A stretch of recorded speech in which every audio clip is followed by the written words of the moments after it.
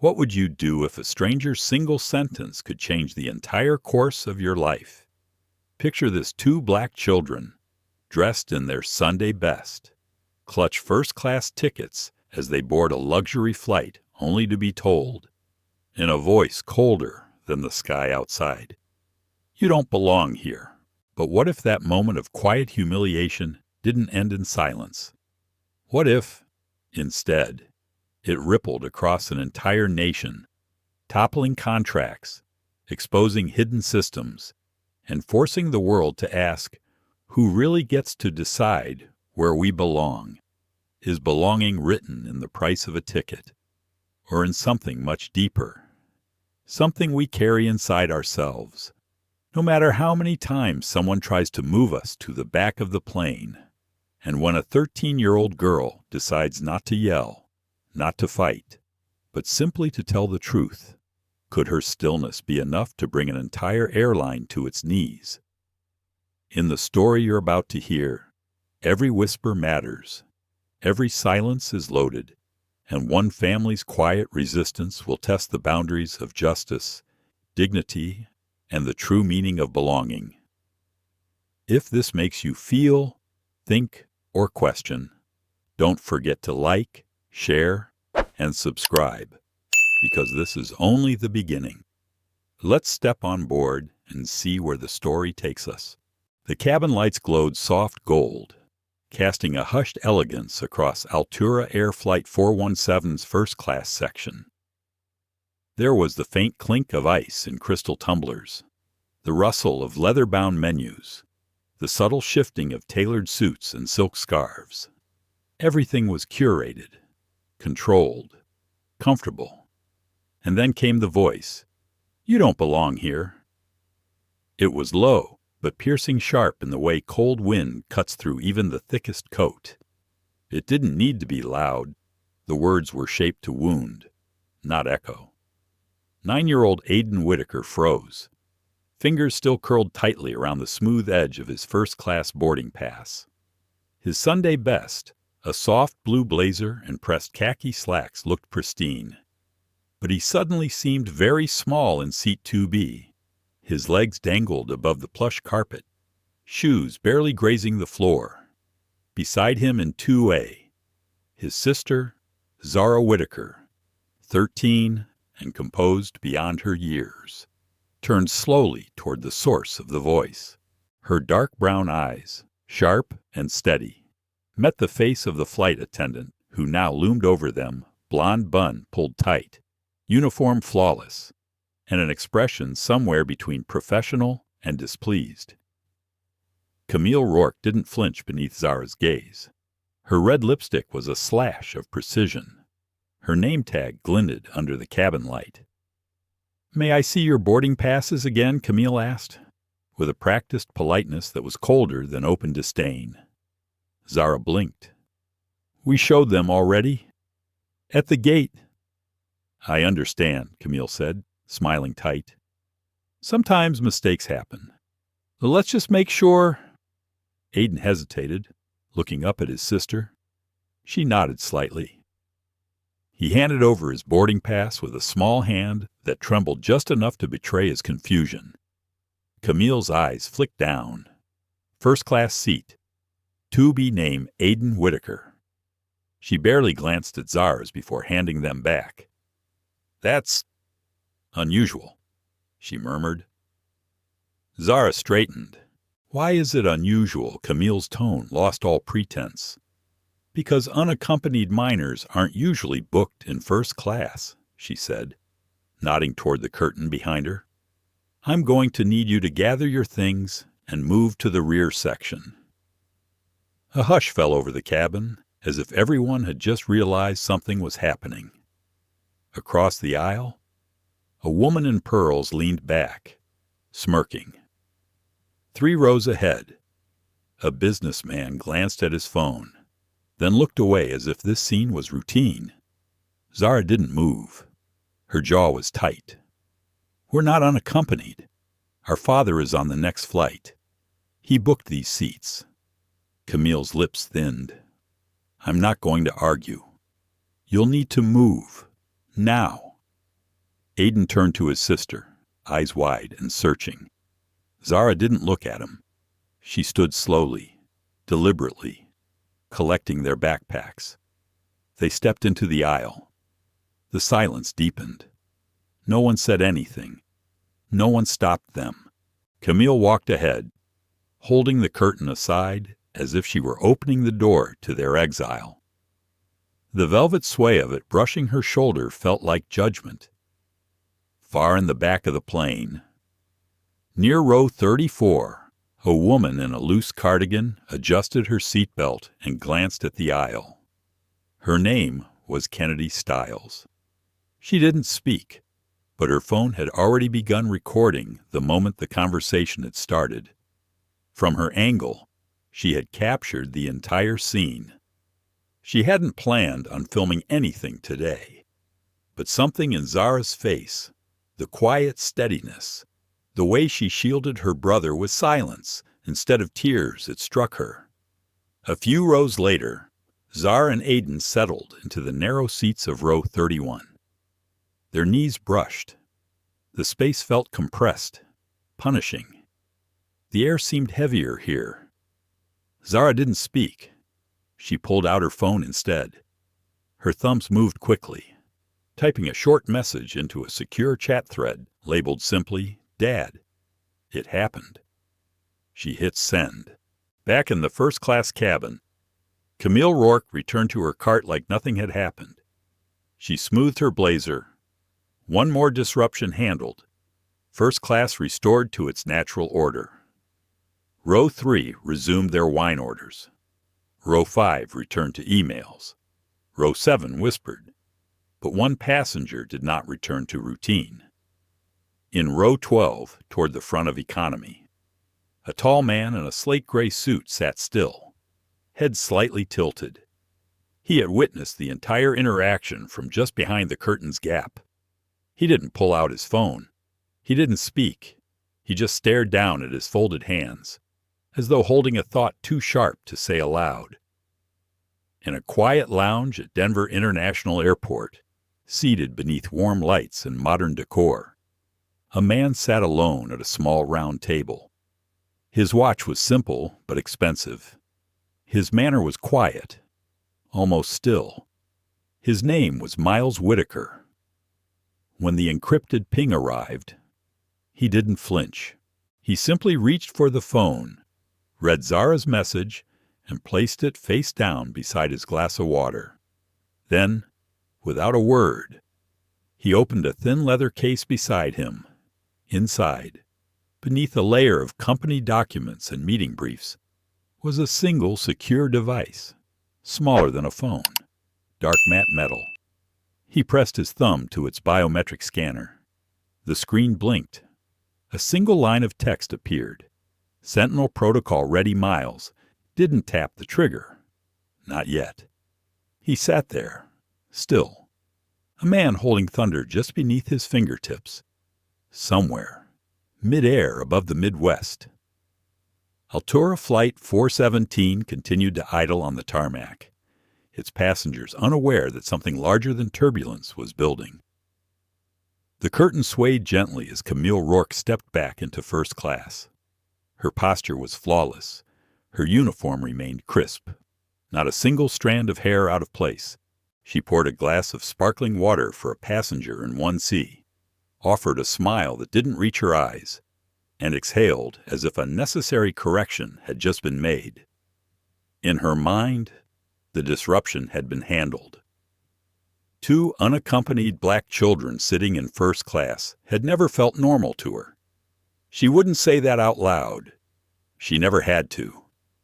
It was in the tone, the phrasing, the careful smiles, the way she pressed her lips just so. Her job wasn't to start fights. It was to maintain comfort, order, familiarity. Back in row 31, the atmosphere felt nothing like order. Zara sat stiffly, her back straight, hands resting in her lap as if in quiet protest. She stared at the back of the seat in front of her. Her phone sat screen down between her knees. She didn't need to look at it again. She knew her message had gone through. Beside her, Aiden shifted in his seat. His legs barely touched the floor. He looked over at his sister, frowning. "Zara," he whispered. "Why did she do that? We had our tickets." Zara didn't answer at first. She didn't trust her voice. Instead, she reached over and took his hand. "It's not about the tickets," she said finally. "It never is." Aiden stared at her, his eyes wide and questioning. But he didn't push. He squeezed her hand back and turned to face the window, his reflection soft against the glass. He didn't understand all the reasons, but he understood how it felt. In row 34, Kennedy Stiles reviewed her footage. She wore noise-canceling headphones, not to drown out the world, but to focus. She watched the moment Camille Rourke leaned over the children, replayed it, zoomed in on the boarding passes clearly visible in Aiden's small hands. She caught the flash of the seat number. 2B. The camera shook slightly as Zara spoke, firm but calm. She trimmed the beginning, removed the ambient chatter, then she titled the clip "Altura Attendant Moves Black Kids from First Class." Despite valid tickets with one tap, it uploaded to her cloud. Within seconds, she pushed it to a private thread with a group of aviation journalists she collaborated with. One word accompanied it. Again. Within minutes, the replies came in. One journalist responded, "Same attendant." Another added, "Pattern building. This isn't her first time." Kennedy leaned back. She'd been on enough flights, written enough stories, seen enough dismissive glances and forced apologies to know the difference between a mistake and a habit. What she'd just captured wasn't accidental. It was polished, rehearsed. She flagged the video with a timestamp, attached a screenshot of the boarding passes, and prepared a short description for when it would inevitably go public. But she didn't post it yet. Not before she confirmed what she suspected. In the Altura air control suite, miles away from the runway, Devin Reyes sat hunched over his console, sipping cold coffee and watching the incoming alert traffic. His screen blinked. An internal protocol had triggered an anomaly flag from Flight 417. The system's AI attempted to auto-diagnose it as a routine delay, but the signature didn't match. It was subtle, buried deep within internal latency logs and rerouted command chains. But he'd seen it once before. Sentinel protocol. He didn't fully understand what it did. He wasn't high enough clearance to see inside. But he knew one thing when Sentinel engaged. Something was happening at the executive level, and it wasn't small. He opened a secure line to a senior systems advisor and typed quickly. "Flight 417. Sentinel ping detected. SP code 1003. Live packet."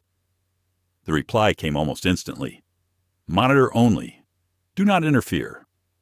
Devin sat back, heart ticking faster.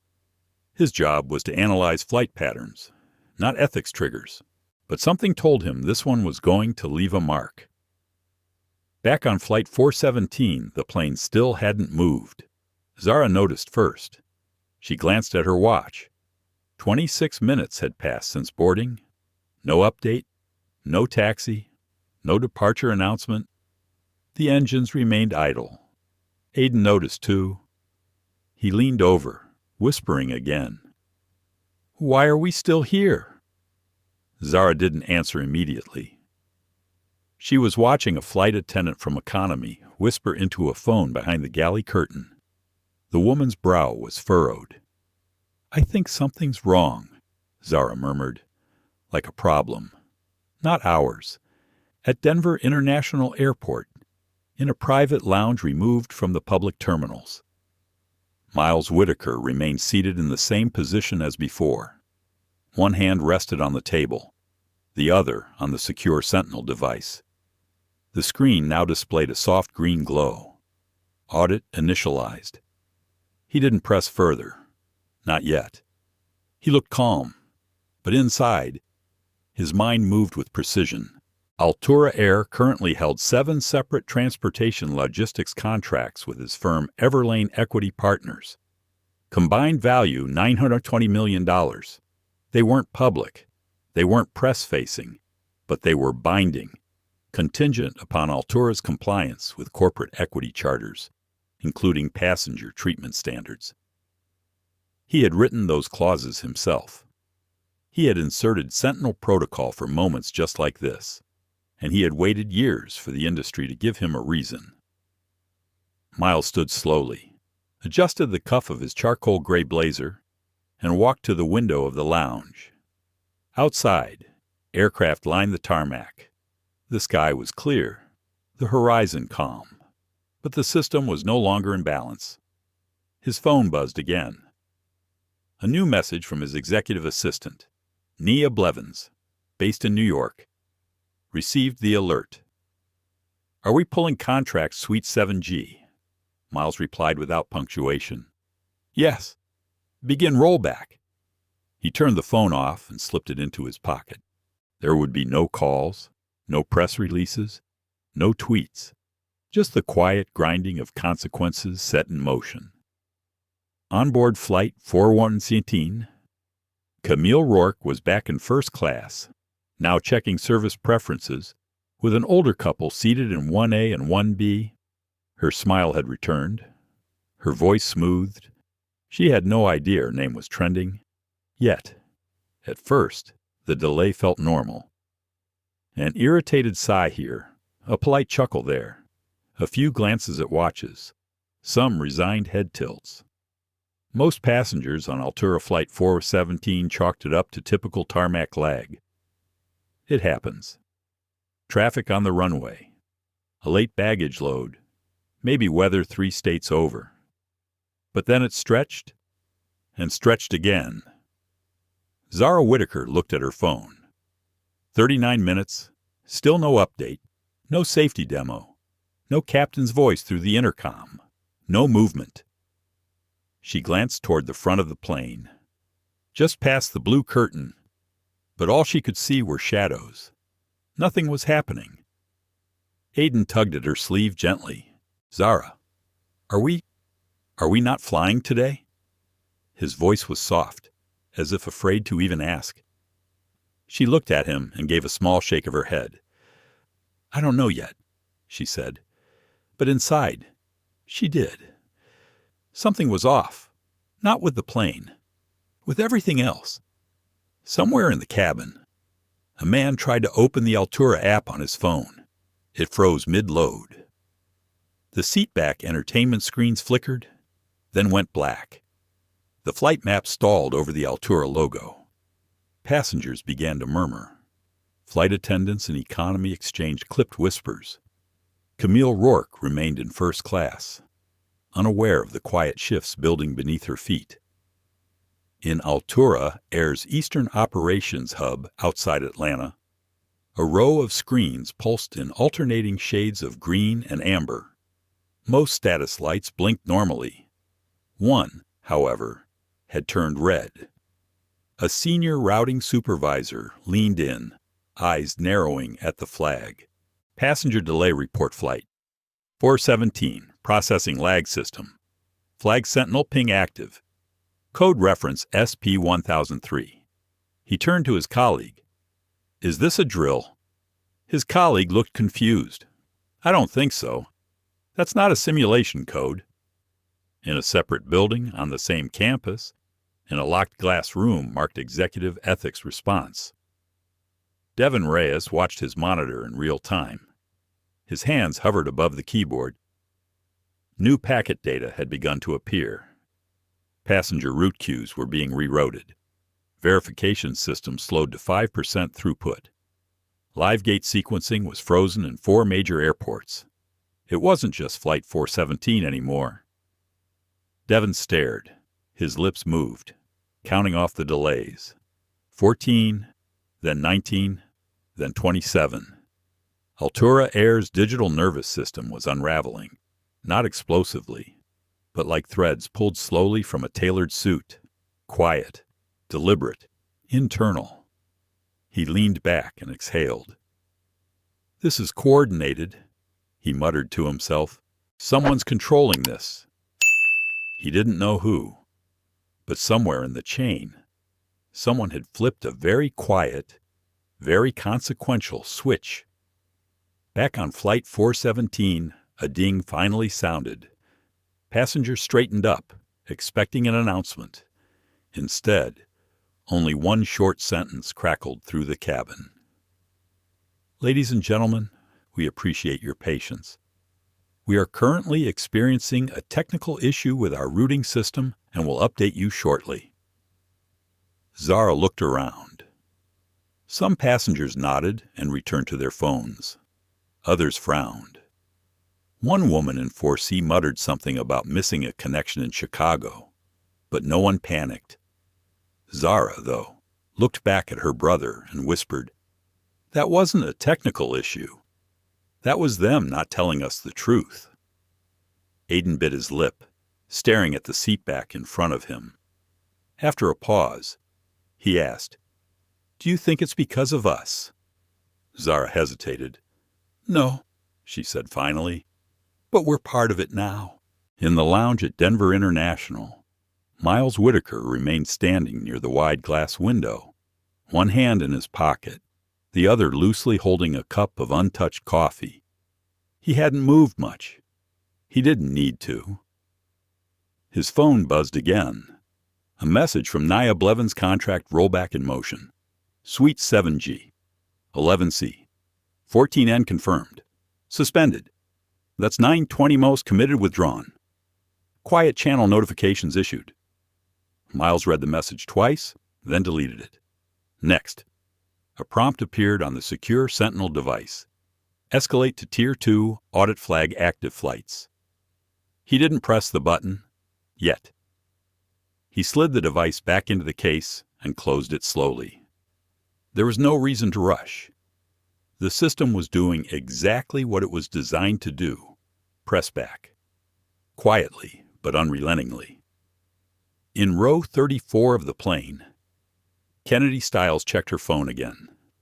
The upload had finished. The video was live, shared with a private newsroom list. She hadn't made it public yet, but within minutes it had begun bouncing around back channels.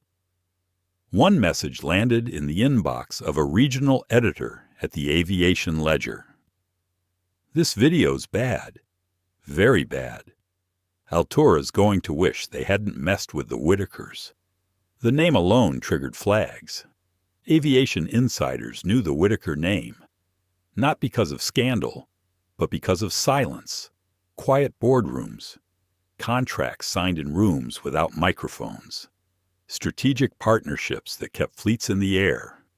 And now, something had shifted. Back in row, on 31, Zara leaned her head against the window and closed her eyes. She wasn't tired. She was listening to the strange quiet, to the way people were starting to fidget, to the pacing footsteps of a crew member in the galley, to the absence of control. Her father had always told her, silence doesn't mean nothing's happening. It means the system is thinking. She didn't understand it when she was younger, but now she did.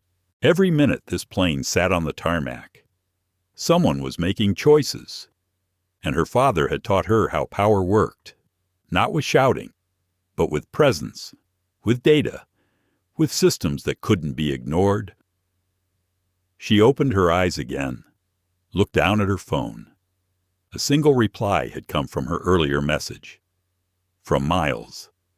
Understood. No punctuation, no emojis, just a full acknowledgement. She turned to Aiden, who had grown quiet. "It's starting," she said softly. He looked confused. What if Zara didn't smile? She just answered the part where they realize we don't need to raise our voices. 37,000 feet above the Midwest. Altura Flight 417 finally began taxiing. But the calm inside the cabin was an illusion. Passengers had gone from polite patience to restrained irritation. Eyes darted toward the front of the plane more often. Voices were quieter. The complimentary drinks hadn't even started. In first class, Camille Rourke was folding napkins with military precision. Her smile returned when spoken to, but it didn't hold. A part of her knew something had shifted, but she wouldn't admit it. Not yet. It wasn't in her nature to think she had done anything wrong. She had simply done what she always did. Enforced order. It wasn't personal. It never was. Until it was. Back in row 31, Zara checked her phone again. The screen refreshed. A video thumbnail now showed her and Aiden seated beside one another in 2A and 2B. Boarding passes in hand. Camille standing over them. The clip had escaped the private chat. Someone had leaked it. It had gone public. She didn't post it. Kennedy didn't either. Someone else in the chain had. Maybe a journalist who got tired of waiting. Maybe someone tired of watching stories like theirs go untold. Zara turned the brightness down and read the caption silently. Black children removed from first class. Despite valid tickets, Altura Air faces backlash. She scrolled through the early comments. This is disgusting. I saw this same woman on a flight last year. She's always smug. They had the tickets. She just didn't want them there. Is this how Altura trains their staff? Then came the hashtags. Passenger bias. They belong there. Altura shame. Whitaker flight. Zara's heart skipped a beat at the last one. They knew her name. Aiden leaned closer, noticing her expression change. Is something wrong? He asked. She hesitated. No, not wrong, she said quietly. Just bigger. In row 34, Kennedy Stiles refreshed her inbox and saw the clip now featured in 2 online news feeds. Aviation Today, The Civil Flyer. The headlines varied, but the story was the same. One even referenced Camille Rourke by name. Kennedy's fingers hovered over her keyboard. She typed, "This isn't the first time. I wrote about a similar complaint involving the same attendant 11 months ago. No response from Altura then. Maybe now they'll listen." She hit send. At Altura headquarters, panic moved faster than the planes. In a 10th floor operations room, several senior executives gathered around a large monitor displaying real-time social analytics. One woman scrolled furiously through the trending topics. Another man took notes while on a call with legal counsel. "Is this verified?" someone asked. "Same attendant. Same route pattern. It's real. Do we have the footage every major outlet does now?" The door opened. An advisor stepped in, holding a phone. "Executive order just came through. Remove Camille Rourke from the flight. Effective immediately. Back in the air." Captain Holt McGowan received the message in the cockpit. He frowned. "A mid-flight crew reassignment," he asked the COAMS officer. "That's highly unusual. Came from executive oversight. Compliance division flagged it as urgent." The captain sighed, glanced down at the log. He pressed the button on the overhead intercom. "Camille Rourke, please report to the cockpit, in first class." Camille blinked. She had just handed a drink to a passenger in 2C. Her smile faltered slightly as she straightened her blazer and walked toward the front. In row 31, Zara felt the tension before the announcement. She looked up as Camille disappeared behind the curtain. She turned to Aiden. "Something's happening." He looked nervous. "Are we getting kicked off again?" Zara shook her head. "No, it's not us this time." Inside the cockpit, Camille stood with her hands neatly folded. The captain didn't waste words. "Camille, you're being relieved of duty effective immediately. This comes from corporate ethics." Her face froze. "I beg your pardon. You'll be escorted off upon landing. New crew will board for the return leg." She blinked twice. Processing. Is this about the kids? I wasn't given a reason. Just orders. Camille's jaw twitched. She straightened her back. This is outrageous. I've worked for Altura 15 years. The captain didn't respond. He handed her a paper with official instructions. As she left the cockpit, her hands trembled slightly. She returned to the front galley, pretending to check inventory. But her posture had changed. Her poise cracked. She could feel eyes on her from first class. Not warm ones. Curious ones. Disapproving ones. Zara saw her walk back. This time, there was no confidence in her stride. Across the cabin, a man removed his headphones and watched her carefully. Another leaned to whisper to his seatmate. The whispers had started. On the ground, in a quiet corner of a compliance office at the FOO, an alert pinged into Amira Lang's dashboard. Flight 417. Incident match found passenger displacement violation level 2. She opened the file. A photo of Camille. A timestamp. A voice capture. She didn't say anything. Just forwarded it to her senior review team at Denver International. Miles Whitaker checked his own screen. He was tracking 3 more contract rollbacks through Everlane Equity's back-end system.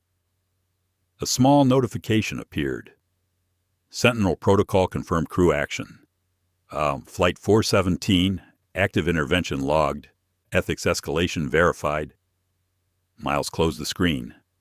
He didn't smile, but something in his posture softened. Back on the plane, passengers watched as Camille removed her name badge. She placed it into her blazer pocket, then quietly gathered her bag from the crew area. She walked down the aisle with practiced grace, but her hands were tight around the handle. Some passengers didn't look at her. Others stared openly. Zara watched the woman who had dismissed them now being escorted out of first class. Aiden blinked, confused. "What's going on?" Zara answered softly. She got moved. The moment felt surreal. A week ago, this would have ended differently. An apology at best. An email template. A voucher, maybe. But now, the system had eyes. And those eyes were watching. Camille Rourke stood just beyond the jet bridge, her roller bag still by her side, one hand resting tightly on its handle. The terminal around her was calm, indifferent to the quiet unraveling of her career.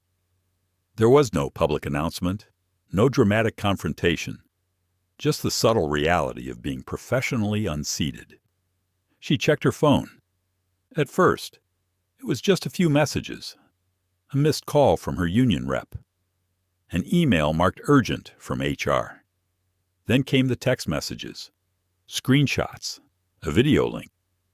She opened one of them and saw her own face paused mid-sentence, her posture leaning over 2 children.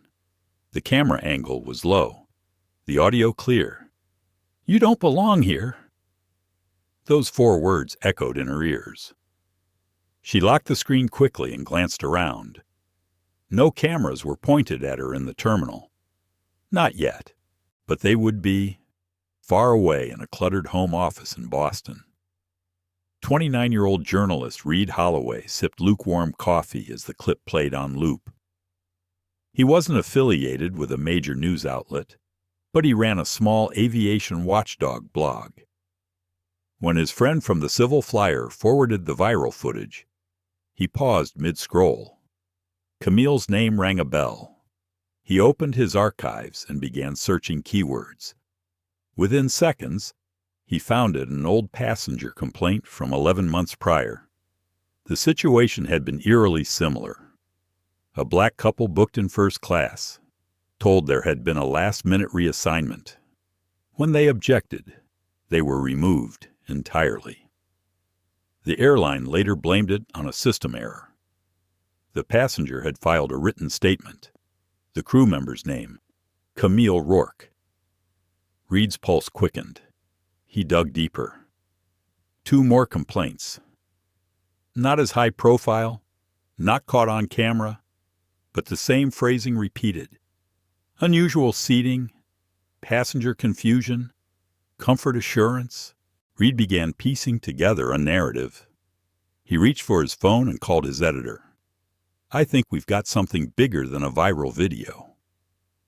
Onboard Flight 417 passengers began to whisper more openly. Some scrolled through the now trending footage. The energy had changed. It wasn't just curiosity anymore. It was awareness. In row 31, Zara sat with her hands folded neatly on her lap. Her phone rested against her thigh. Notifications buzzed quietly. She didn't check them. She didn't need to. Aiden looked up at her, eyes filled with something between relief and confusion. "She's gone," he asked. Zara nodded once. Aiden's face tightened. Not angry, not sad. Something else. A slow understanding forming in his 9-year-old heart that the world could be unfair and sometimes, only sometimes, it noticed. She didn't even say sorry, he whispered. Zara exhaled through her nose. She didn't think she had to. At Altura Air's New York corporate office, emergency meetings were already underway. The crisis response team was active. Monitors lit up with live social feeds. The phrase passenger optics flashed across internal training manuals. Senior counsel requested a full history of Camille Rourke's service record. In one corner of the room, a communications director muttered to herself while reading the complaint log. She's been flagged 3 times. Her colleague looked up, and we did nothing. The room fell silent. Meanwhile, in a penthouse suite overlooking Central Park, Nia Blevins sat at her glass desk, reviewing a spreadsheet that now listed every suspended contract with Altura Air. Miles Whitaker's orders had been clear. Pull them all, quietly, no threats, just consequences. She had followed that directive with precision. Total value pulled $920 million. She picked up her phone and texted him one line. All contracts revoked. Executed at 3:41 p.m. EST. Financial pressure incoming. Miles did not reply. He was seated in the back of a chauffeured black sedan, hands clasped loosely, watching a live feed of a cable news segment discussing the viral clip. The caption below the anchor read, "Breaking Altura Air Under Fire. After children removed from first class." His face remained unreadable. He hadn't spoken to his children yet. He didn't want to interfere with the unfolding of their own understanding. This wasn't just about contracts or public statements. It was about what the world told children like Zara and Aiden about where they did or didn't belong. In Washington, D.C., inside the Federal Aviation Ethics Board office, Amira Lang printed the preliminary case file. She highlighted 2 sections, Camille's name and the repeated patterns across unrelated complaints. She placed it in a folder marked Level 2 Review and prepared a formal investigation request. It was no longer about a single incident. The FAA was now staring at culture. Back on the plane, passengers shifted as a new set of flight attendants entered the cabin. Fresh uniforms, nervous energy. They were briefed, but not told everything. A woman in 1A leaned toward her husband. "Do you think this is about those kids?" Her husband nodded slightly. "It's always about those kids. The world just didn't want to look before." Zara stared straight ahead. For the first time since they boarded, her shoulders relaxed. Aiden fiddled with the hem of his sleeve. "You think she'll get in trouble?" Zara thought about that, about consequences, about silence, about all the other kids this might have happened to without a witness, without a camera, without someone who knew what a single message could do. "I think people are finally paying attention," she said softly. He looked up. "Because of us." She turned to him and nodded. "Because of us." At that moment, in a newsroom in Atlanta, Reed Holloway clicked publish. His headline read, "Repeat Pattern, the Hidden History Behind the Attendant in Flight 417. The article was detailed, quiet in tone, but sharp in data. It cited documents, named prior incidents, and exposed a list of internal memos that instructed flight staff to handle passenger perception issues without triggering official compliance reviews. The piece spread fast. Within an hour, it was quoted live on CNN. And just like that, Altura Air had a full-blown scandal. But the storm wasn't just about Camille anymore. It was about everything that let her believe she could do it again and again and never be questioned. Until now. The replacement crew moved efficiently through the cabin, but even their quiet professionalism couldn't erase what had already been felt. Every movement they made, every word spoken, was now being judged more sharply than usual. Altura Flight 417 still hadn't left the tarmac. The new crew knew. The passengers knew. And deep down, the plane itself seemed to know. Zara sat quietly in row 31, her hands folded over her phone, her eyes scanning the overhead lights that hadn't dimmed since boarding. The plane hummed with a quiet tension. She could feel it in her chest, the way you sense a storm long before the rain starts. Across the aisle, a passenger asked a crew member, politely but firmly, "Is there a reason we haven't pushed back yet?" The attendant offered a rehearsed answer. "We're waiting on final clearance from operations." The words were technically true, but the delay wasn't due to traffic. It wasn't mechanical. It wasn't weather. It was something much harder to name. Zara leaned over to Aiden, who was fiddling with the tray table latch. "I don't think we're taking off," she whispered. Aiden looked at her, blinking. "We're just going to stay here." Zara didn't answer immediately. Then she said, "It's not about us flying anymore. It's about them figuring out what just happened." From her seat near the rear, Kennedy Stiles noticed a young man in a navy blazer pull out his phone and quietly snap a photo of the crew change. She recognized the look in his eyes. It wasn't anger. It was curiosity turned into evidence. In a nearby terminal, back at Altura Chicago Operations Hub, two senior executives stood in front of a sprawling status board. The red blocks had multiplied. Flight 417 was now marked hold in blinking yellow. "What do we tell the press?" one of them asked. The other didn't look away from the screen. "We don't tell them anything yet. We try to figure out what this Sentinel thing is doing." An IT specialist entered the room and cleared his throat. "It's not just Flight 417 anymore," he said.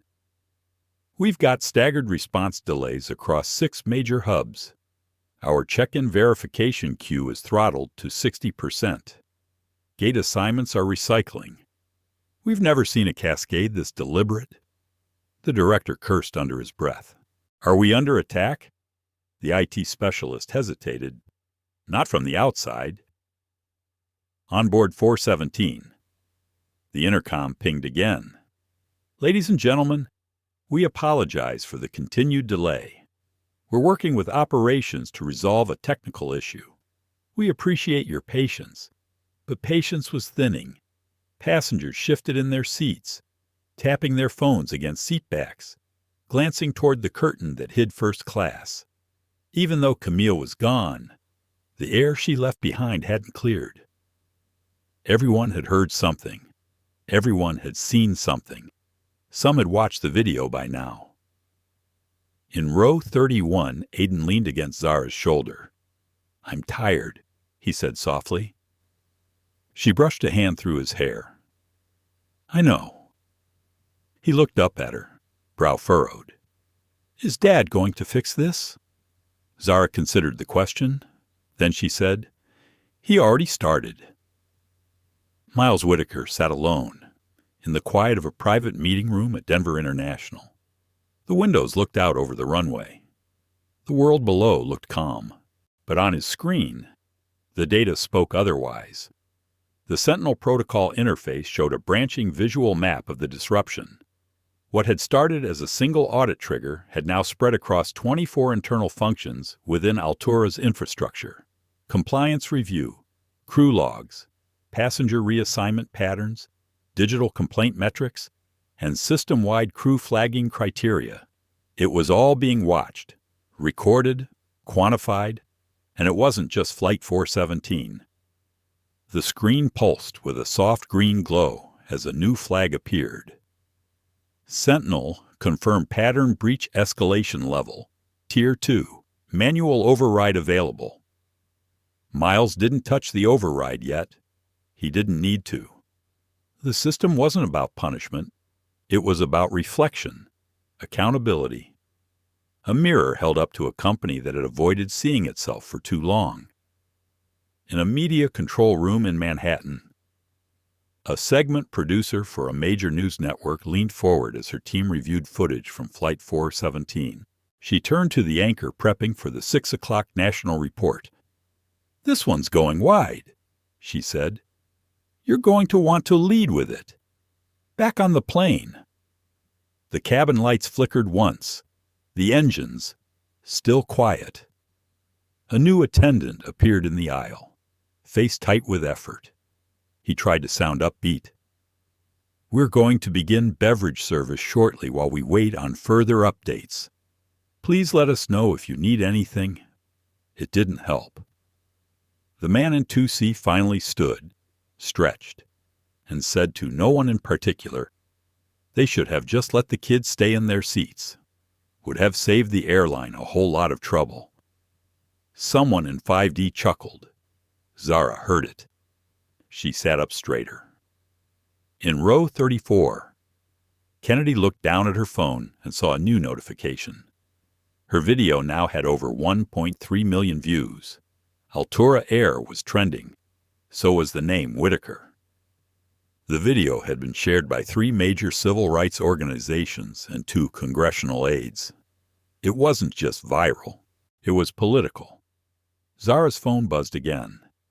She opened a new message from her father. "Sit tight. Let the system do what it was built to do." She smiled faintly. It was the most emotion she'd shown in an hour. The plane still hadn't moved. The outside world had. Somewhere in Atlanta, at FOA regional headquarters. Amira Lang stepped into a briefing room holding the now bulging file on Altura's passenger incidents. She placed it on the table in front of 2 federal auditors. "This airline has a problem," she said calmly. "And it didn't start on Flight 417. But I think it ends here." The auditors nodded. One of them opened the folder, eyes scanning the notes, the timestamps, the complaints, the transcripts. He paused at one line and read it aloud. "You don't belong here." He looked up. "Yes, I think we have enough." The world outside Flight 417 continued to move. Planes landed. Planes lifted.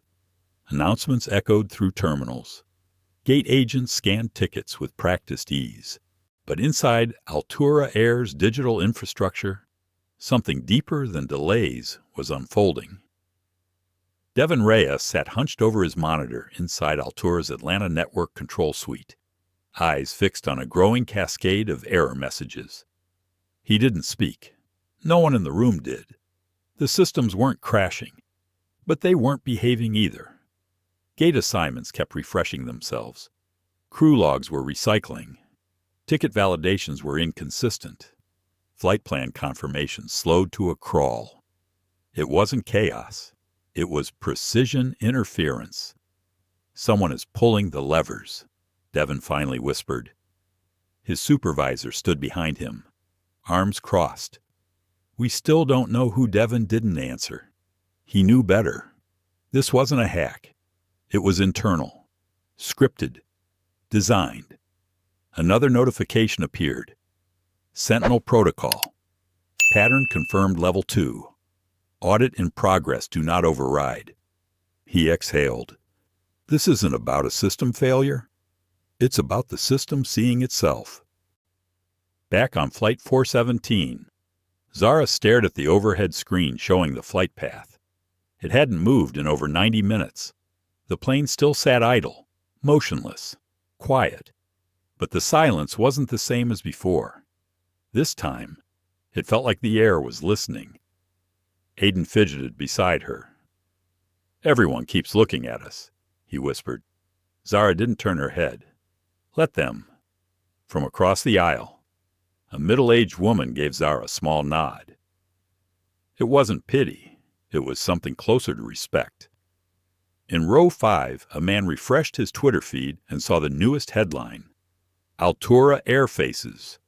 Federal ethics audit following viral video. CEO silent. FAA confirms. Investigation launched. The clip now had over 2 million views. At the Everlane Equity Partners headquarters in Chicago, Miles Whitaker walked calmly into a darkened conference room. The only light came from a screen at the far end, where his legal and compliance teams sat connected on a secure call. Nia Blevins stood to the side, already reviewing live summaries. We've completed all contract reversals, she said. The board has been briefed. No pushback. Everyone's aligned. Miles nodded. A general counsel on the call spoke next. Altura's share value has dropped 9% since market open. Analysts are calling it a credibility fracture. Investors are spooked. Another lawyer added. We're hearing whispers they're reviewing internal training policies to get ahead of fallout. They're scrambling. Miles didn't react. He simply said, Good. Let them. He turned toward the window. Outside, the skyline stood still. The city moved as usual. But something fundamental was no longer where it had always been. Respect. At FAA headquarters, Amira Lang was already drafting the official notice of regulatory audit. Her team was assembling data, everything from passenger complaints to staffing patterns and video records. Every crew member's name logged. Every incident cross-referenced. The pattern was undeniable now. 12 incidents, 18 months. Same phrases, same demographic, different locations, same silence, now. That silence was a liability. Back on Flight 417, the new crew moved quietly through the aisle, offering snacks. But very few took them. Even the cookies felt irrelevant now. What was unfolding was no longer about customer service. It was about a reckoning. Kennedy Stiles watched it all from the rear of the cabin. She'd covered policy failures before, but never like this. Never in real time. Never with the children still seated among the ripple they had unknowingly created. She opened her notes app and typed quickly. Zara never raised her voice. She didn't argue. She didn't cry. She held the truth like a stone and placed it silently in the middle of the world. She saved the line and prepared a pitch. There would be interviews, op-eds, public forums. This wasn't just about aviation anymore. This was about the illusion of fairness, finally collapsing in midair. Zara looked at her phone and saw another message from her father. Visibility has reached federal level. You'll be landing soon. Sit strong, eyes forward. She smiled faintly. Aiden glanced at her. Is it over? Zara shook her head. Not yet. He nodded slowly, then leaned against her shoulder. The plane remained grounded, but momentum was airborne. In Miami. A transportation policy advisor forwarded the footage to her senator. In Detroit. A teacher showed the video to her civics class. In Seattle. A group of student journalists prepared a school-wide broadcast using clips from Flight 417 as a case study on systemic bias. In an upscale Altura boardroom, executives argued over language. It was a misunderstanding. No, it's a lawsuit. This is being weaponized. No, it's being recognized. One voice at the table finally said it plainly. She told them they didn't belong, and now the world is asking why she thought she had the right to say it. Miles received a live summary from Nia a few minutes later. FAA inquiry, public Altura under review, Sentinel protocol, auto escalation, complete investor call, scheduled general media positioning, reactive, fragmented, defensive. He closed the report and looked up at the sky through the conference room window. Somewhere up there, his children were still waiting, but they weren't just waiting anymore. They were being seen.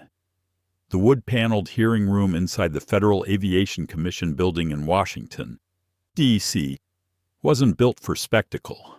It was quiet, restrained, almost clinical in its design.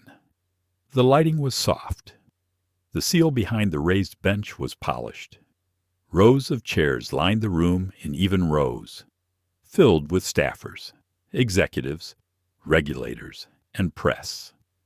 And in the front row, seated between two large leather armrests that swallowed her frame, sat Zara Whitaker.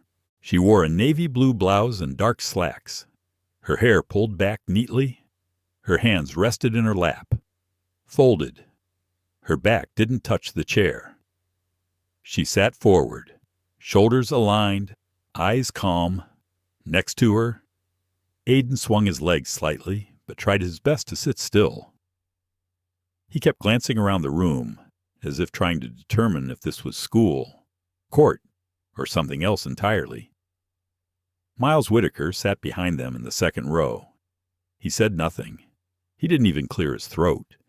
His presence was as steady as stone. He wasn't here to speak. This was Zara's moment. The chairperson at the front of the panel, a tall woman in her 60s with short silver hair and sharp eyes, tapped her pen gently against the table. Let's proceed. A monitor behind her flickered to life. Footage from Altura Flight 417 began to play. It was silent at first, just the image.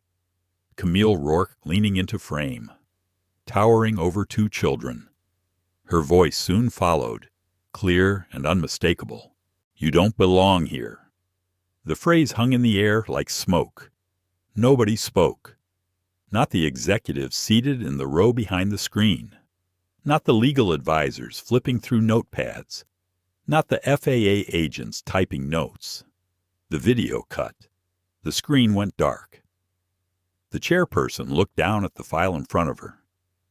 This incident has now prompted a Level 2 federal audit of Altura Air. 12 separate cases of passenger reassignment irregularities have been linked by a common thread.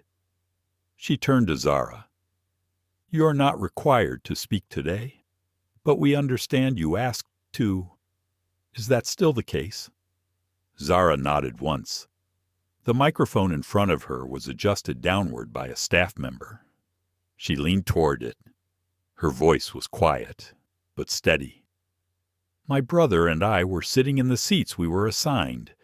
She began. We had our boarding passes. We didn't ask for anything special. She paused. We were told to move. Not because of a mistake, but because someone didn't think we belonged there. Several pens stopped moving. Camera shutters clicked once. Zara didn't flinch. We weren't loud. We weren't rude.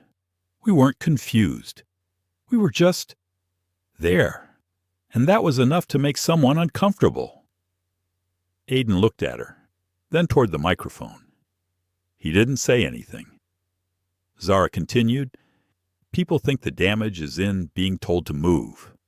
But it's really in how calmly it's said, how normal it sounds, how everyone else just watches, how even you start to wonder if they're right. One of the commissioners leaned back slightly. A reporter in the second row stopped typing and just listened. Miles remained still. Zara took one last breath. We didn't belong in the story she had in her head, but we do belong in the real one. There was a pause so quiet it could have been mistaken for silence. Then the chairperson nodded. Thank you, Miss Whitaker. The hearing moved on, but the tone had shifted. An FAA compliance officer pulled up a new slide on the screen. It detailed language in Altura's internal training documents, showing a pattern of guidance around passenger optics and perception-based seating protocols. Translation: keep first class looking a certain way. The executive from Altura Air, a man in a tailored gray suit with slicked back hair, attempted to lean into a narrative of human error, but his voice lacked weight. Everything he said had already been undone by Zara's words. Oh, one commissioner interrupted him. Do you understand that it's not just about this flight, Mr. Callan? It's about your culture. The executive blinked. I think we're starting to understand now. Yes. Aiden leaned close to Zara, whispering behind his hand. Did we do okay? She gave the tiniest smile. We did what we were supposed to do. In a media room downstairs. Kennedy Stiles was already sending in her summary. Headline: The day a 13-year-old held an airline accountable subhead. Zara Whitaker's testimony resonates far beyond the tarmac. She paused, then added, Sometimes change doesn't shout. Sometimes it walks into a room, takes a seat, and refuses to shrink. Back in the hearing room, the FAA panel announced that a full compliance review of Altura's passenger policy architecture would begin immediately, including independent oversight and public reporting. One of the commissioners added, We are also reviewing current regulatory frameworks to determine whether more transparency in seating reassignments is needed across all commercial carriers. The seed was planted. Outside the building, reporters gathered. The video had already gone viral again, this time with Zara's voice. People weren't just reposting it. They were quoting her. We weren't loud. We weren't rude. We were just there. And that was enough to make someone uncomfortable. On the ride back to the hotel, Aiden leaned against the window. The city passed by in streaks of light. Do you think it worked? He asked. Zara looked out too. I think people are watching, and they can't unsee it now. Miles, seated across from them, looked down at his phone. Another notification had arrived.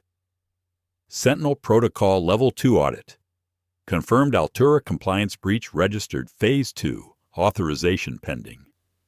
He placed the phone down and looked out the window, his reflection overlapping with the city. The system was still watching, and it wasn't done. The report didn't come with a press conference. There were no viral videos this time, no bold declarations or hashtags trending overnight. Just a quiet upload to the FAA's public records page, time-stamped at 7/12/0, and labeled plainly Sentinel Protocol Audit Findings, Altura Air. Compliance Report, Tier 2, 74 pages. No spin, no quotes. Just facts, and facts, when stacked with precision, could carry more weight than 1,000 apologies. By 8:30, May, transportation journalists had already begun combing through it. The first tweet came from Reed Holloway. 12 documented passenger reassignment incidents. Same phrases repeated across crew memos. Language patterns, appearance-based comfort, recalibrated optics, perception-adjusted seating. He added no commentary. The facts were damning enough. At Altura headquarters in New York, the executive team gathered in a glass-walled boardroom. Monitors lit up with red alerts from news outlets. The room was eerily silent as the chief legal officer flipped through a printed copy of the report, page by painful page. "This is not survivable in its current form," she said flatly. "No denials this time," murmured someone else. The CEO, a man known for charm in investor calls, rubbed his forehead. "They've got it in writing. We trained this. We normalized it." His voice trailed off. Another executive pointed at a line in the report. "Here, this section on passenger perception targeting, this was our own language. It's in our onboarding documents." The general counsel leaned forward. "They didn't hack us. They just watched." Meanwhile, at Everlane Equity in Chicago, Nia Blevins sent a single-page summary to Miles Whitaker's encrypted inbox. Her cover message read, "Sentinel findings released. Public, no redactions. 3 compliance flags escalated to federal investigation status." Miles opened the attachment on his tablet. Every highlighted section was familiar. These were the clauses he had embedded into the original airline partnership contracts. He had insisted on them during negotiations.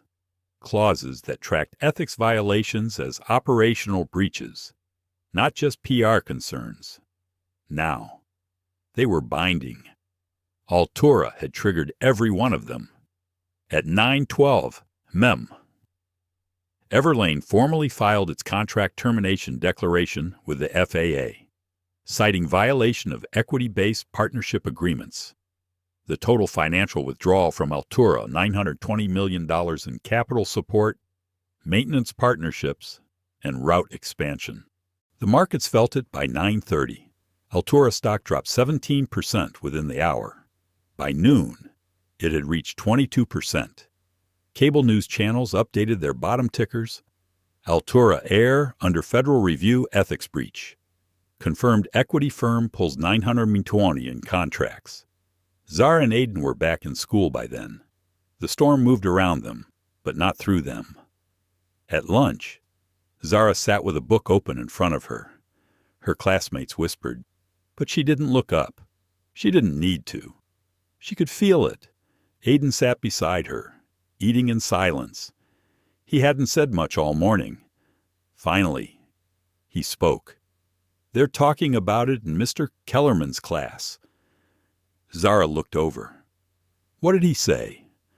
"That sometimes rules get followed even when they're wrong. And sometimes it takes a kid to show the difference." Zara nodded slowly. "Sounds about right." In a cafe near LaGuardia Airport, Kennedy Stiles reviewed the audit document with her editor. Her latest story was already written. Title Audit reveals, Altura's culture wasn't broken.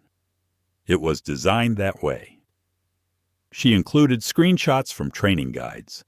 Phrases like minimize disruptive seating optics were underlined.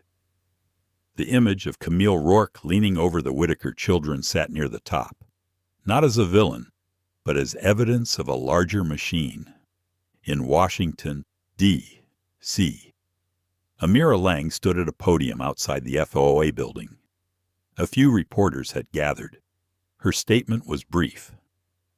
The findings from Sentinel Protocol reveal systemic practices at Altura Air that contradict federal equity standards and passenger protection expectations. Regulatory penalties and operational reviews are now active and ongoing. No questions were taken. Inside the building, Sentinel's audit interface glowed quietly in a sealed room. Phase 2. Authorization activated. Tier 3. Escalation pending review. The system wasn't designed for revenge. It was designed for memory. In the Altura boardroom, someone finally asked the question no one wanted to speak aloud. What do we do now? There was a long silence. Then one of the younger executives, a woman who had barely spoken all morning, replied, "We acknowledge it. We don't spin. We don't deflect. We say, yes, we did this, and we start tearing it down from the inside." The room stared at her. The CEO exhaled. "Then let's hope that's enough." By the afternoon, The audit had reached 4.6 million views across media platforms. People weren't just sharing the findings, they were dissecting them.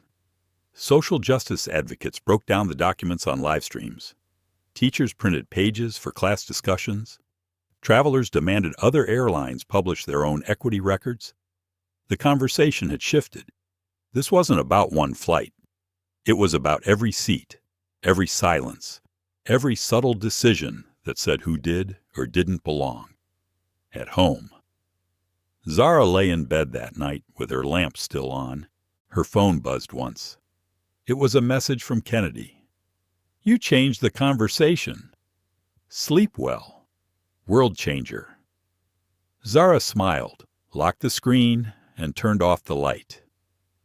Miles sat in his office, reviewing the latest Sentinel logs. He didn't look for celebration. He looked for integrity. The audit was only the beginning. There was still work to do. The auditorium wasn't large, but every seat was filled. Rows of folding chairs wrapped around the modest stage, where a simple wooden podium stood under warm lights. The walls were bare except for a banner that read, "Equity in Transit National Youth Forum." It wasn't meant to be a headline-making event, but this time it was. Zara Whitaker stood behind the curtain with a note card in her hand. Her fingers moved across the surface without looking at the words. She didn't need to read them. She'd memorized everything, then rewritten it again from memory, just to be sure. Aiden sat in the front row. He wore a blazer too big for him, sleeves pushed up to his elbows, his shoes swinging an inch above the floor. Next to him sat Miles, calm as always, hands clasped over his lap. He said nothing. He wouldn't say anything today. His daughter had already taken the stage long before she stepped onto it. A host approached the podium and tapped the mic. "Please welcome our keynote student speaker for today. You may have heard her name, but today we listen to her voice, Zara Whitaker." Applause filled the room. Zara stepped out, her chin level, her walk steady. She didn't wave. She didn't smile for the cameras. She simply took her place, adjusted the mic slightly downward, and looked out over the audience. 2 months ago, I was told I didn't belong in a seat I had paid for. She began, or, more accurately, someone paid for it for me. But that didn't change what the seat meant, or what they believed it meant. A hush fell across the room. No rustling, no whispers. I was told to move, not because of anything I did, but because of how I looked, because of how my brother looked, because we didn't fit the picture they wanted to see in that section of the plane. She took a breath, and when we stood up and moved to the back, nobody said a word. Someone in the crowd shifted uncomfortably. Not a single person said, "That's not right."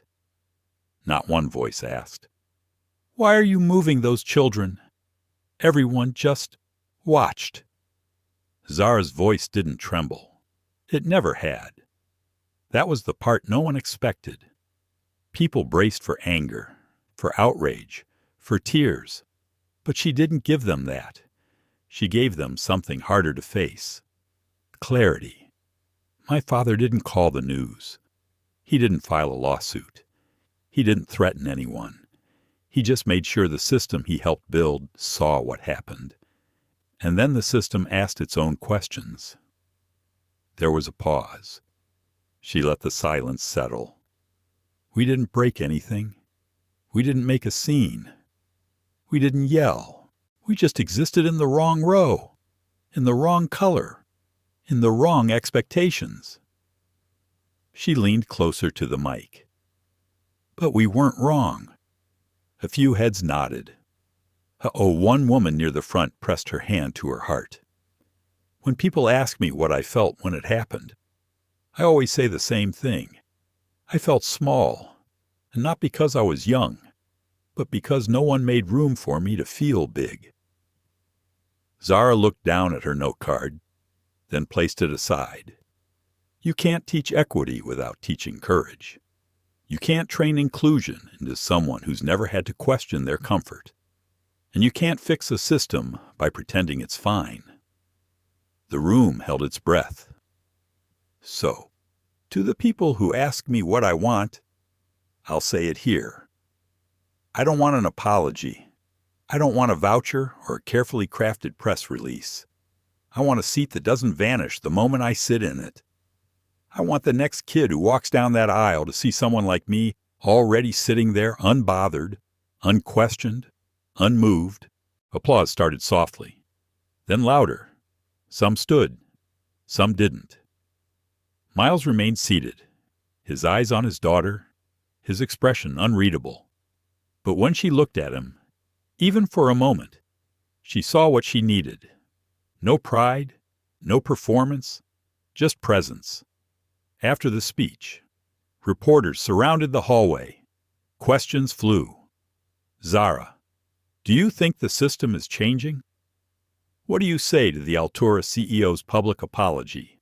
Are you planning to speak again at the upcoming federal summit? Zara gave a small, polite nod to them all, but said nothing. Aiden appeared at her side, gripping her hand, shielding her from the noise in his own quiet way. Miles met them near the back exit and opened the door. Outside, the late afternoon light bathed the sidewalk in gold. As they walked toward the car, Aiden glanced up. "Were you scared?" he asked his sister. Zara thought for a second. "No," she said. "I was ready." At Altura Air headquarters, the video of Zara's speech played on multiple screens. The CEO watched from his office with his legal team. No one spoke for a while.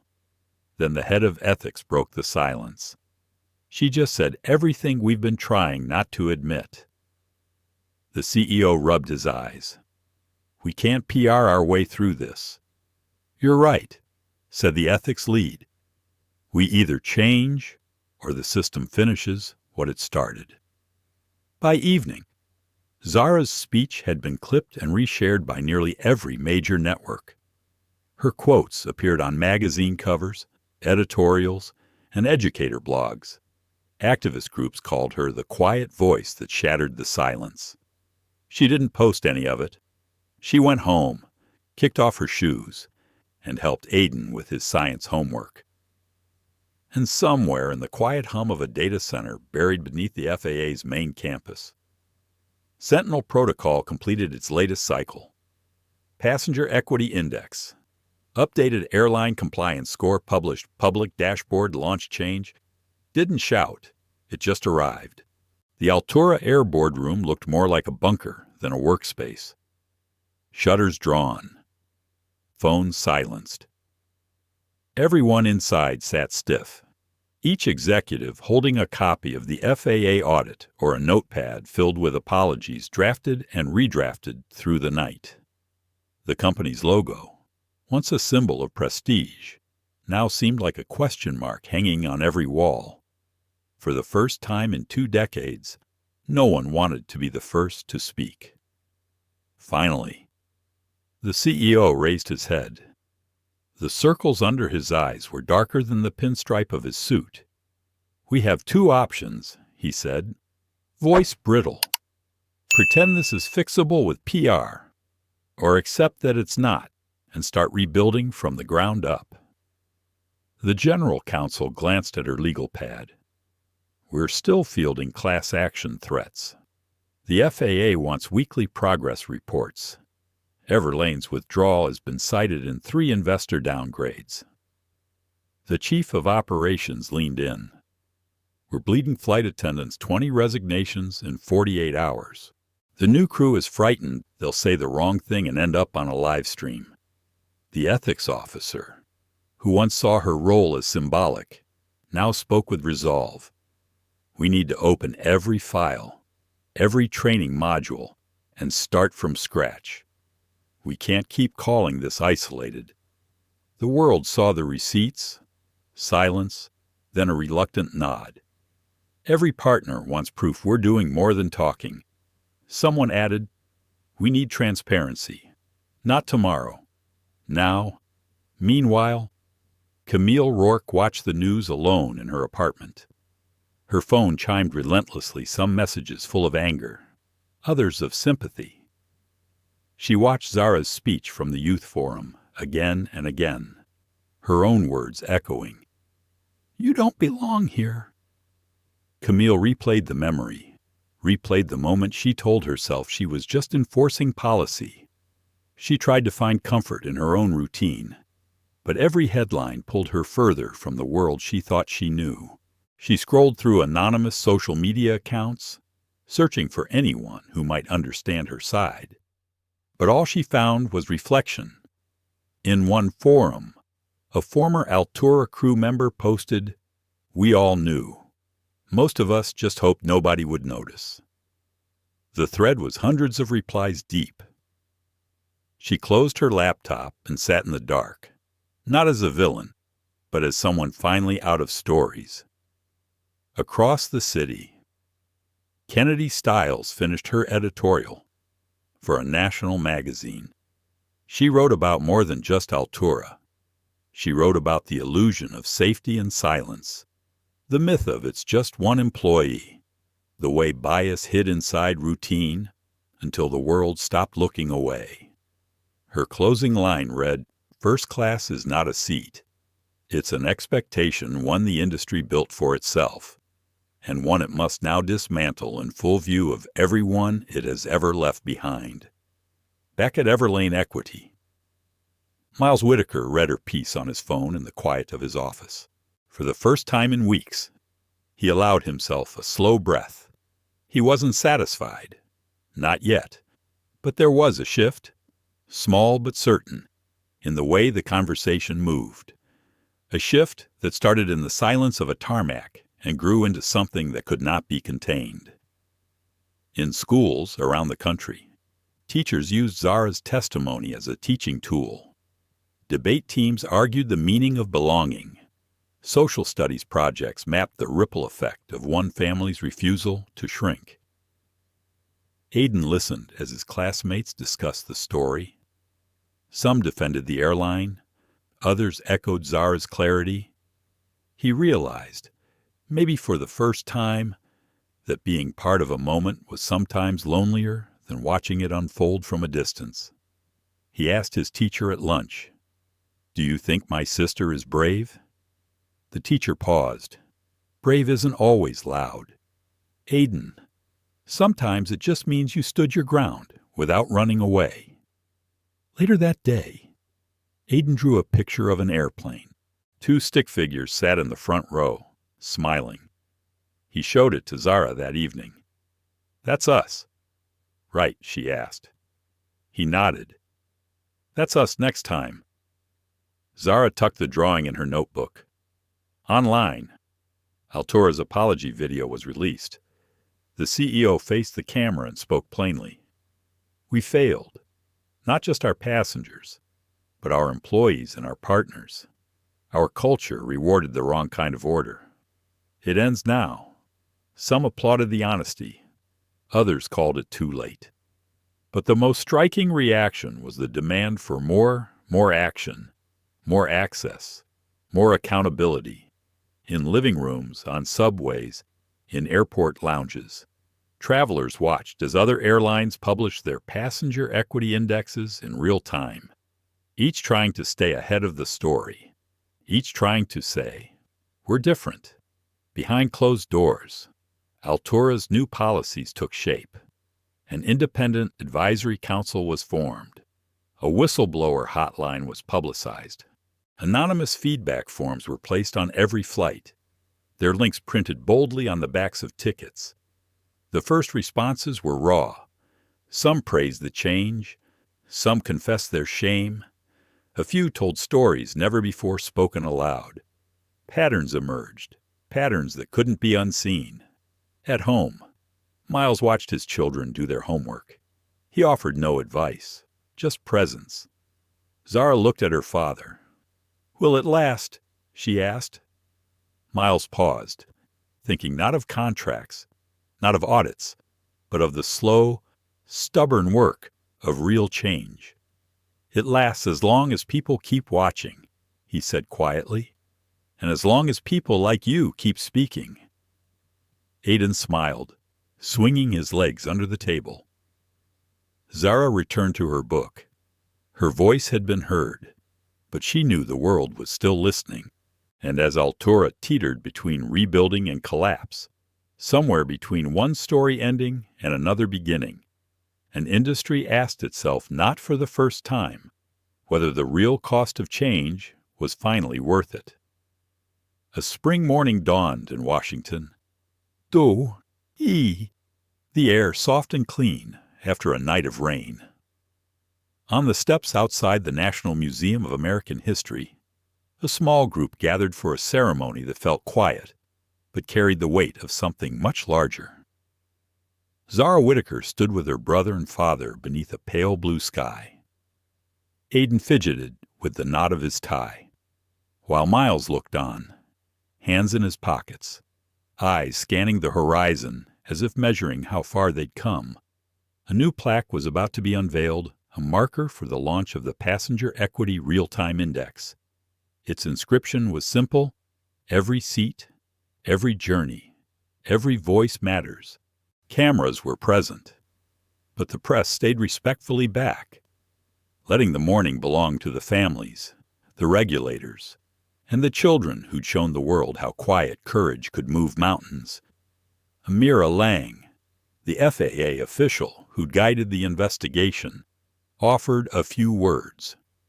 "We are here because accountability is not a punishment. It is a promise. We listened, we learned, and now we act. This isn't just an airline story. It's an American story, and we must keep writing together." Zara felt the eyes of strangers on her as she stepped up to the microphone. She had not planned a speech. This time, she didn't need one. "My brother and I didn't know what would happen when we boarded that plane," she said, her voice clear in the morning air. "We just wanted to sit where we belonged. And when someone tried to move us, we learned that being quiet doesn't mean being powerless. It means waiting for the right moment to speak. I hope the next kid who feels small will remember that their story can matter, too." Aiden squeezed her hand. He didn't need to say anything. His presence was enough. After the event, Miles knelt beside his children. "You did more than I ever could have," he said softly. "You showed them what it means to hold your ground and let the truth do the work." The siblings smiled, then wandered off to join a group of other children, laughing under the museum's shadow, the weight of history replaced by the lightness of possibility. As the ceremony ended, reporters began packing up, but Kennedy Stiles lingered nearby. She caught Zara's eye and nodded once, a silent acknowledgement between storyteller and subject. At Altura Air, the new passenger equity dashboard went live. Anyone could check it from a phone. For the first time, the numbers weren't hidden.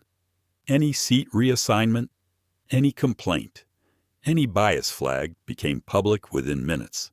The first week saw a record low in complaints, but more importantly, when problems arose, the system corrected them swiftly and transparently. Altura wasn't perfect. No airline was. But the world knew what it was watching for now. Other airlines followed.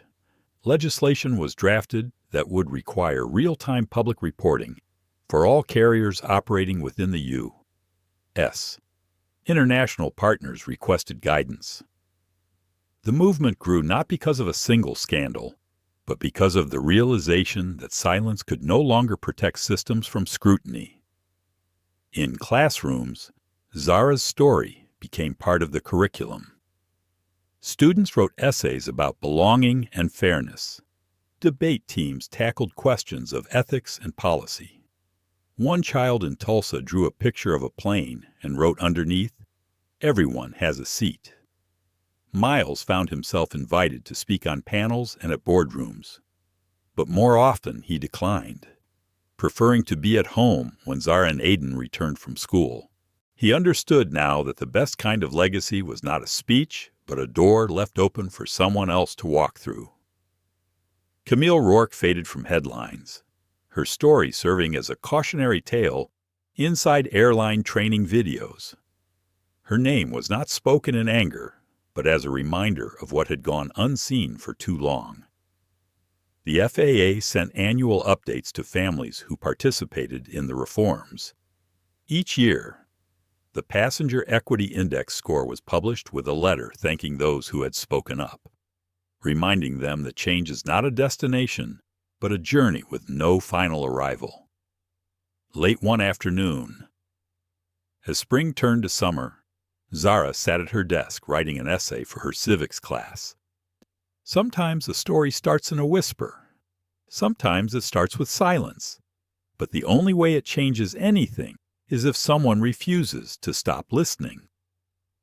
She closed her notebook and looked out the window, sunlight streaking the sky. Downstairs, Aiden called for her to join him in the yard. Their father was already waiting, a soccer ball at his feet, his tie loosened, sleeves rolled up. Zara grinned and raced down to join them, her laughter rising, echoing off the walls of a house built on quiet strength. A few miles away, in a government office, Sentinel protocol ran quietly in the background, monitoring, protecting, evolving, ready for the next challenge, the next voice that refused to be small. In the end, legacy wasn't a policy or a contract or even a story. It was the courage to imagine a world where every seat belonged to everyone, every time.